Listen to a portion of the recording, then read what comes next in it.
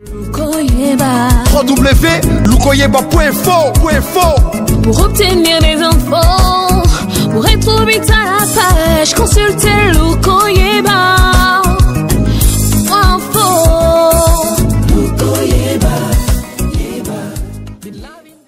Je pèse mes mots en 2 minutes.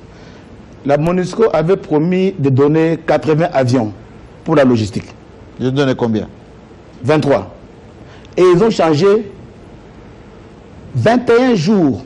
Tout était planifié pour que la MONUSCO nous aide avec la logistique 21 jours avant les élections. Vous savez pourquoi? Pourquoi? D'abord, le premier sabotage était les urnes qu'on devait produire. Un agent de la MONUSCO, un Allemand, Daniel Strauss, nous dit qu'on peut fabriquer les urnes en Allemagne à Stuttgart. Nous avons avancé 2 millions de dollars. GMK, on était là, on a commencé à suivre des rumeurs. Oh, il n'y a pas d'urne. Il n'y a pas d'urne. Le temps que je me rende à Paris, qu'on a en Allemagne, l'usine était fermée depuis longtemps. Notre ambassadeur était là. Nous sommes à 2 mois des élections. Comme Dieu ne dort pas, on a un carnet d'adresse. J'appelle mon ami Goumédé qui était en Chine. Sinon, c'est le chaos ici. On a promis les urnes, il n'y en a pas. Cherchez-moi les poubelles en blanc. Mettez seulement le cachet, CENI. Heureusement que Goumédé était en Chine. On a commandé ces poubelles-là et on a changé pour qu'on ait les élections. Maintenant, pour les transporter. Transporter de la Chine à ici, il faut 3 mois par bateau. Il faut chercher moyen. J'ai cherché que Brussels Airlines nous transporte, ils ont refusé. Lufthansa, ils ont refusé. Tous les cargos européens ont refusé de nous transporter. Heureusement, encore j'ai un carnet d'adresse. Nous avons pu contacter les amis en Australie. Ce sont les amis australiens qui nous ont donné, qui nous ont permis à louer les... D'Antonov. Non. Les 747, les grands Boeing. Il fallait des très gros. Oui. Les 747. Il fallait payer 14 millions de dollars pour le transport. Nous venons JMK, on place 3 pôles, comme sur les grands avions. Kinshasa, Lubumbashi, Kisangani. La MONUSCO me dit non, pour Kisangani, mettez votre pôle à Entebbe. Parce qu'Entebbe, c'est à l'extérieur. C'est l'extérieur. Entebbe, en Uganda. On a une mission des Nations Unies qui peut, avec les hélicoptères déployés. Heureusement que Dieu m'inspire. J'ai dit oui, mais j'ai envoyé mon directeur de la logistique, va vérifier. Il part à Entebbe, aux Nations Unies, on leur dit c'est une mission différente, on n'a pas d'accord avec le Congo. Cette histoire, on ne la connaît pas. Le directeur de la logistique revient. Je dis, j'appelle Roger Miss et Sarah Soro. Qu'est-ce que vous racontez? L'Ouganda n'est pas au courant. Oh non, le monsieur, il est en congé, il est revenu, vous devez aller là-bas. J'accepte. J'ai ravi encore le monsieur. Il repart en Ouganda, on lui dit, on va bloquer vos histoires ici. Vous devez payer les douanes, vous devez tout payer. Messieurs, ne faites pas ça.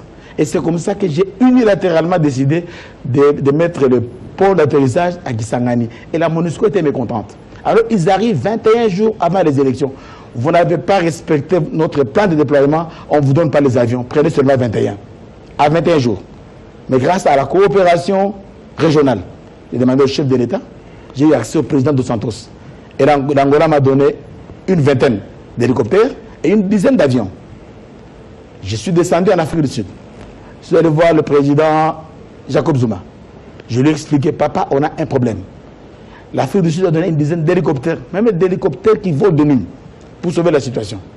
J'ai contacté l'ambassadeur du Congo-Brazzaville ici. Je lui ai dit, ça c'est notre papa. Si ça casse ici, on va aller à Brazza.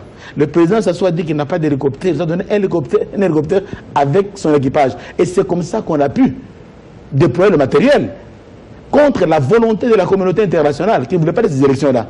Et c'est pourquoi ils ont utilisé leurs ONG qu'ils payent et les gens pour me discréditer. Alors, question encore directe. Vous êtes en train de nous expliquer que les gens qui demandent les calendriers, qui demandent les élections, en réalité, ils ne veulent pas les élections. Mais quand la dame Nikki Haley, ambassadeur et surtout envoyé spécial de Trump, dit si l'année prochaine, vous ne faites pas d'élections, pas de financement. Elle bluffe? Non, quelque chose. Parce que l'argent ne viendra pas chez nous. Même si elle donne demain, elle va donner l'argent à IFES, qui est leur ONG. Ils ne donnent jamais l'argent à la CENI.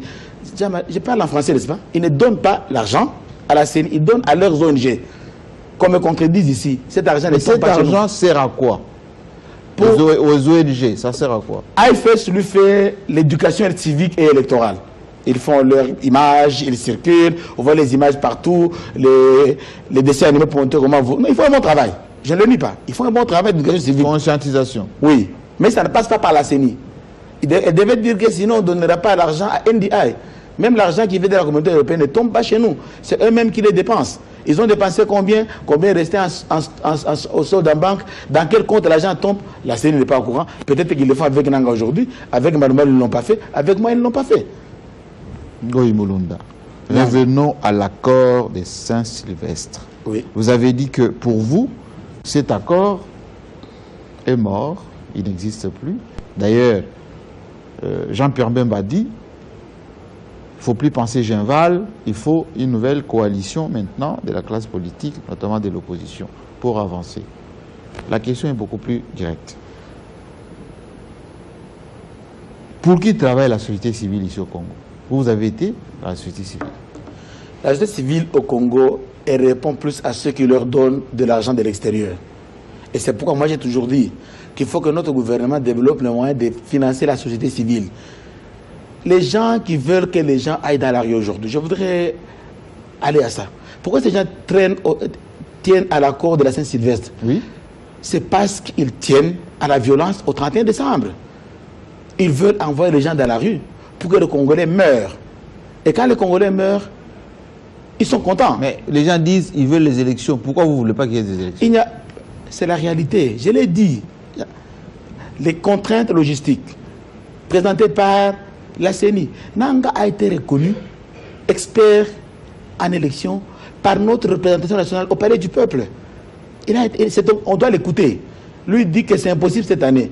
Mais parce qu'il montait un coup, parce qu'ils voulaient que le peuple aille dans la rue, ils veulent prendre le pouvoir par le sang des Congolais. Ils savent que le coup d'État est impossible maintenant. Il faut amener les gens dans la rue. C'est pourquoi leur slogan, c'est Burkina Faso. Leur slogan, c'est le printemps arabe. Ils veulent faire ça en poussant les gens. Quand les gens veulent amener les gens, il y a eu des morts pour rien avant-hier à Goma. Des morts pour rien. Parce que les gens reçoivent de l'argent, ce sont des spécialistes en comptabilité macabre, avec les patrons qui sont en Europe, et ils donnent des statistiques pour montrer que, écoute, on tue. Ici, on a sanctionné le gouvernement. Moi, je félicite notre gouvernement. Parce que la marche pacifique, c'est un des bénéfices de la démocratie.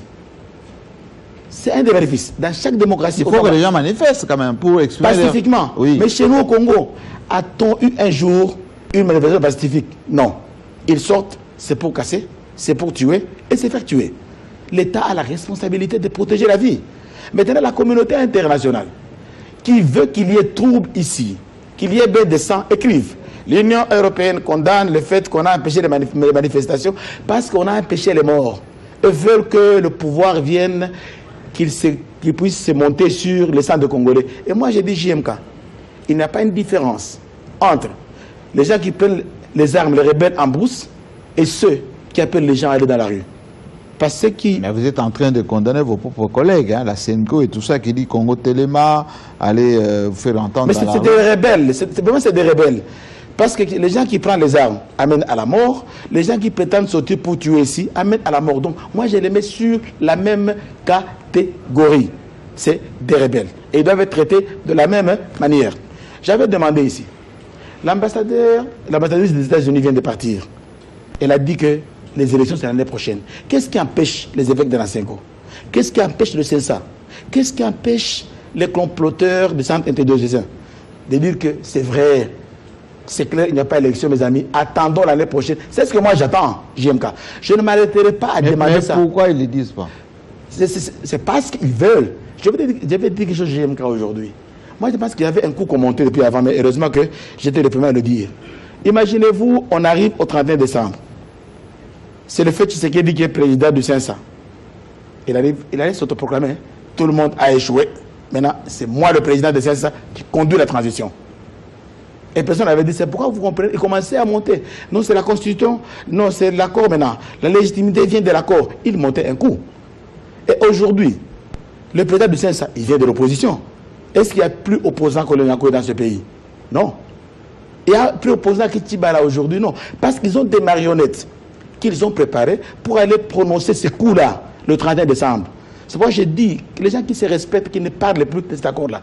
Et je continue à donner mon invitation aux collègues évêques, aux signataires de l'accord, qu'ils fassent une déclaration commune. Disant au peuple congolais, c'est clair qu'il n'y a pas élection, n'allez pas dans la rue, attendons l'année prochaine. J'aime même celui qui a dit que même si en 2019 il y a des problèmes, et c'est pour cela que nous disons. C'est Jason Storm. C'est pourquoi nous disons, les élections ne peuvent prendre le temps qu'ils doivent prendre. Que devient le peuple entre-temps? Mais parlons-en du peuple, justement. Parce que, à vous écouter, bon, on peut renvoyer les élections, etc. Mais le peuple a faim. Oui. Il y a la crise au niveau des investisseurs qui doivent venir chez nous. Avec tous ces mouvements-là que vous, les politiciens, société civile, vous entretenez, les gens sont frileux pour revenir dans notre pays. Et puis, troisièmement, il faut quand même qu'in fine, la jeunesse se retrouve un peu dans tout ça. Parce que qui est compromis? C'est la jeunesse. Merci, JM. Qu'est-ce que vous allez à dire par rapport à tout ça? Parce que c'est très important. C'est pourquoi les débats politiques, c'est bien. C'est pourquoi le centre dit, retrouvons-nous ensemble. Quand nous parlons de la table ronde au centre, ce n'est pas le partage de pouvoir. C'est regarder comment ce peuple-là va manger. Table ronde? La table ronde. Pourquoi? C'est là que nous devons nous retrouver. Parce que l'accord, il est mort. Que devient le pays? Nous nous retrouvons. 40% des participants seraient les politiciens. Majorité 10%, opposition 10%, le centre 10%, société civile 10%, 60% les corporations civiles, les représentants des chefs de quartier, les femmes du marché, la FEC, les chefs coutumiers, les chefs des cités de Kitenge, tous ces gens-là ensemble, des moins cas. Pourquoi faire? Pour qu'on puisse maintenant chercher les moyens de trouver une solution. Dans ce pays, il y a de l'argent. Et si nous allons à la table ronde, nous allons démontrer que c'est possible dans ce pays. Mais il est où cet argent? Je vais vous donner un exemple. En 2006, après les élections de 2006, le feu Katumba, paix à son âme, vient me voir. Elle me montre une maquette d'une ville avec des routes, avec un fleuve, avec une autoroute au bord du fleuve. Il me pose la question, Moulounda, c'est quelle ville ça? Moi, je dis, peut-être vers Dubaï, en Europe. C'est Kinshasa. Moi, je dis, ambassadeur, ça c'est un rêve. On ne peut pas voir ça. Peut-être nos petits-enfants disent, ce sera ici, on va commencer plutôt avec les Chinois. On n'a pas cru. Le chef de l'État a mis les 5 chantiers de la République. Et on a vu. Et ce 5 chantiers a été arrêté. La communauté internationale qui était contre. Et ceci vient, c'est une logique. J'aime quand le peuple congolais doit m'écouter. On ne combat pas Kabila parce qu'il y a un mandat. Non, il y a un problème sérieux. Et le Congolais doit savoir ça. Kimbangu a commencé, c'est lui qui était le premier prophète à dire que le Congo sera grand. Les Blancs viendront au Congo. Le Congo sera la référence. Il a commencé à passer ces messages d'éveil de conscience à son temps. Les impérialistes l'ont tué. Après lui, vient Lumumba. Lumumba prend le même discours maintenant, il le met sur forme politique. Et c'était clair avec Lumumba que ce pays a un avenir. Et il a rappelé aux Congolais les fouets que nos ancêtres ont reçus. Et que ça ne terminait pas. Lumumba qui a mis ça en discours politique, Lumumba, les impérialistes les tuent. Après vient Mouzé. Mouzé, lui, commence à faire la pratique. Pas de dette extérieure, pas de FMI, pas de Banque mondiale. Directement, un soldat de rang commence à avoir $100. La nourriture, les cantines populaires commencent à revenir. La nourriture, les cartons de bio à $30. Les gens commencent à voir. Donc cette vision qui a commencé avec nos ancêtres nationalistes a commencé à s'exécuter avec Mouzé. 3 ans, on tue Mouzé. On prend le président Joseph. Il pense qu'il est naïf, c'est un petit, il ne fera rien. Quand vous allez, il ne parle pas, il vous regarde. Il avait ce sang-là à lui. Il nous amène maintenant les 5 chantiers. Maintenant, on voit, oh, il est allé en Chine. Je le dis ici, dans une capitale européenne, président de la CENI, on m'appelle. On me dit, ne fais pas les élections.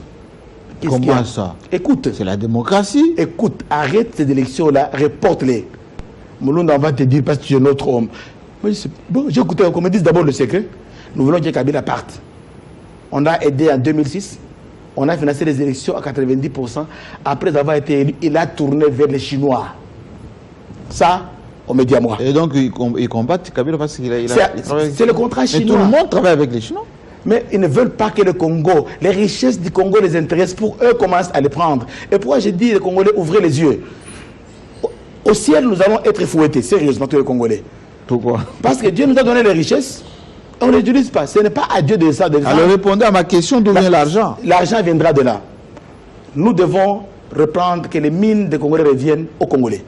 Les mines. Tout de même les contrats de la GECAMINE, de l'Union minière, les mines ne font que quitter et sortir. Les mines ne font quitter. Donc c'est la même logique coloniale. Nous devons nous mettre et dire non. Nous devons reprendre les mines. Nous donnons tous les mines, par exemple, nous donnons les cuivres aux Chinois. S'ils prennent tous les cuivres, on peut payer à chaque Congolais $500 de minimum dans ce pays. On leur demande de nous venir... Mais qu'est-ce qui vous empêche de le faire? Je vais y aller, laisse-moi terminer. Oui. Le Sakombi de l'os, le de l'os peut être vendu ici au marché à 50 francs congolais. C'est possible. Si on donne ça aux Chinois. Nous prenons l'uranium, on donne aux États-Unis. Pas leur dire, venez garder l'uranium. Vous en avez besoin comme sécurité, prenez ça, mais donnez-nous l'argent. Vous savez combien de chômeurs il y a ici? Il y a des diplômes inutiles dans ce pays. Il y a des gens qui ont terminé leurs études. Ça fait 20 ans leur diplôme chaud. Oui, mais il faut le faire. On dit Moïse Katumbi a justement promis que lui va les donner comme ça et on va lui donner de l'argent. Moïse Katumbi et son groupe a été gouverneur ici pendant 7 ans. Il n'a fait que vendre des entreprises. Il a donné ça à ses amis.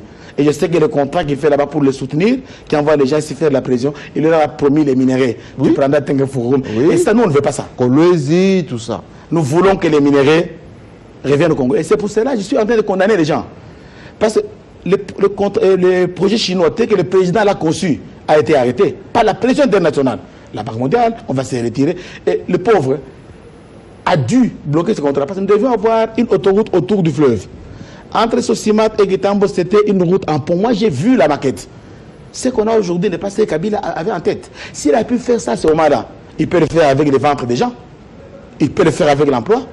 Les chômeurs, les étudiants qui ont leur diplôme. Donc, votre plan du social, c'est ça, là? Vous dites le social? Les trois nouveaux chantiers du chef de l'État qu'on va avoir. Les chantiers ventre. Les chantiers emploi et salaire. Les chantiers éducation. Que les professeurs, toi tu enseignes, tu n'as même pas les frais de recherche, tu n'as même pas, tu ne peux pas aller en congé sabbatique, tu utilises des vieux livres, et c'est pourquoi les pauvres professeurs vendent des syllabus aux étudiants. Et c'est pourquoi à l'école primaire, les gens payent le FIP. C'est pas normal dans un État avec toutes ces richesses. Venons à la table ronde, on va décréter. Qui va durer combien de temps la table ronde? Durer combien de temps? Je vais donner un exemple. La Belgique, la petite Belgique, a fait presque 2 ans pour arriver à un consensus pour avoir un Premier ministre. La petite Belgique.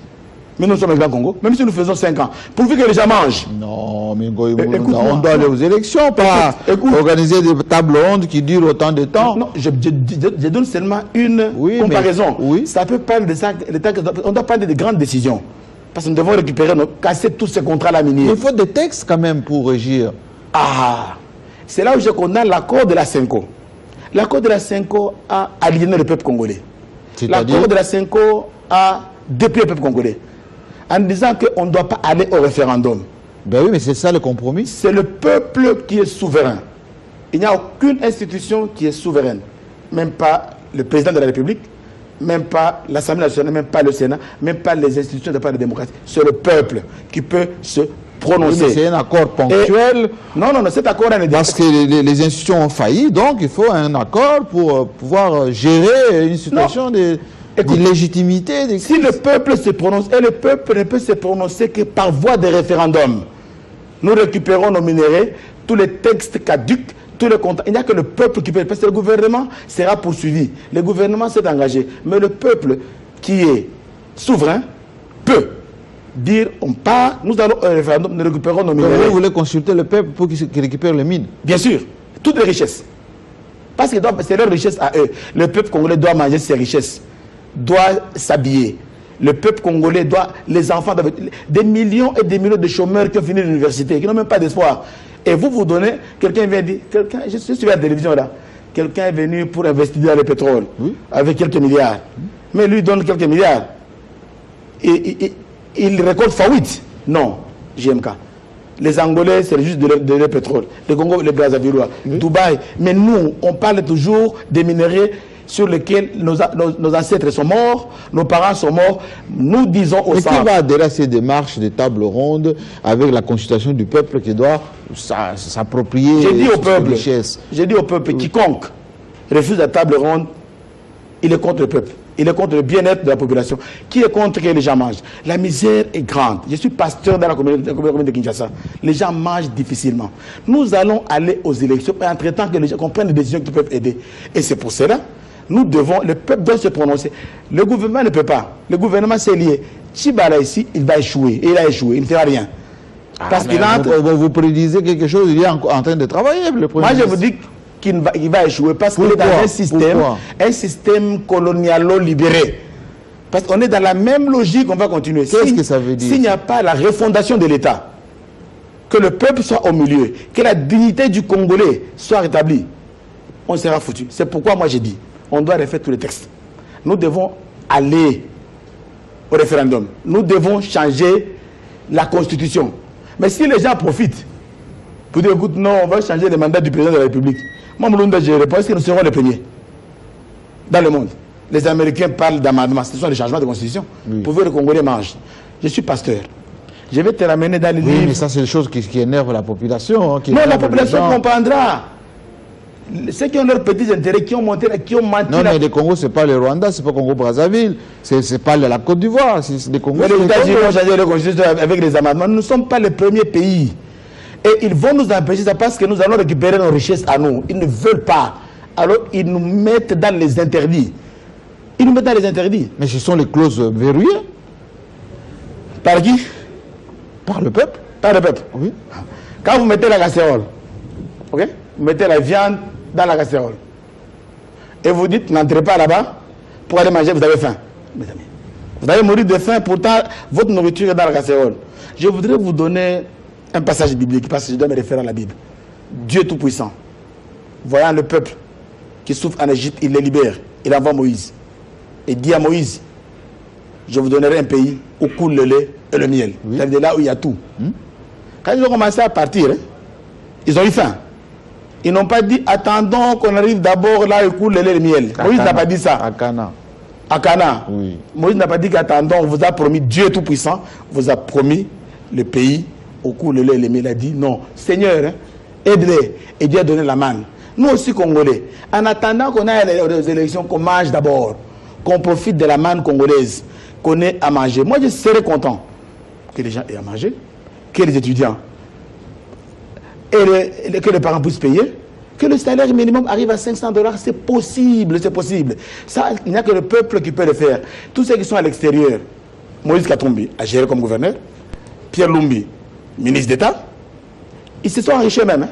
Les Kamita, tout le monde, je les cite aujourd'hui, ils se sont enrichis eux-mêmes. Ils ont goûté au miel. Oui, mais ils veulent pas. Ils ont goûté au miel. Pas que vous touchez au texte. Ils veulent goûter au miel. Oui. Ils ont goûté avant et veulent revenir. Vous savez que les gens vraiment, ils veulent la Constitution. Comment ça? L'article 64 oui, qui dit que celui qui prend le pouvoir par la force, on doit l'opposer. Oui. Kabila n'a pas pris le pouvoir par la force.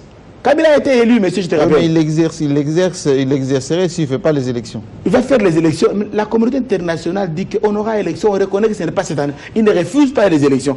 Moi, je voudrais aller aux élections. Je vous annonce que je suis candidat à... Je vous l'avais dit la fois passée. Oui, je continue à dire que je voudrais qu'on aille même aux élections demain, mais dans les conditions qu'il faut.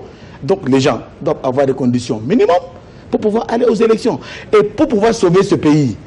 Parce que si vous allez se mettre dans une table ronde ou même majorité opposition, moi je n'y entre pas.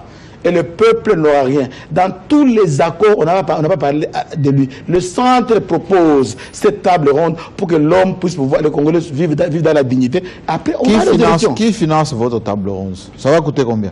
Nous allons faire appel à celui qui a la passion du peuple congolais. Joseph Kabila, le président de la République. Il a l'argent? Il va aider. Parce que c'est lui qui aime ce pays, c'est lui qui reste. Le centre va demander audience et aller lui donner son plan. Monsieur le président, voilà ce que nous voulons. Convoquez-nous cette table ronde-là. C'est vous qui aimez ce peuple. Qu'on puisse penser, si c'était seulement pour la politique, on ne le ferait pas. Qu'on puisse s'occuper de ce peuple. Que le peuple ait à manger. Les boumou, Nzala. Je ne pense pas que le président Kabila sera incapable de le faire. Parce qu'il l'a démontré avec les 5 chantiers. Il peut le démontrer avec les 3 chantiers pour que le peuple vive. Nous irons chez lui. Et nous irons aussi voir les autres familles politiques. Leur expliquer notre idée. Que les gens aient à manger. Et que le peuple se retrouve au moins, depuis toutes ces années, qu'on puisse avoir nos richesses à nous sous nos contrôles. Tout ce qui vient là, investisseurs, c'est des profiteurs. Qu'on puisse refonder l'État, qu'on puisse refonder les choses et que le Congolais puisse bénéficier. Qu'un étudiant ait sa bourse, au moins à partir du 3e graduat, qu'il ait sa bourse.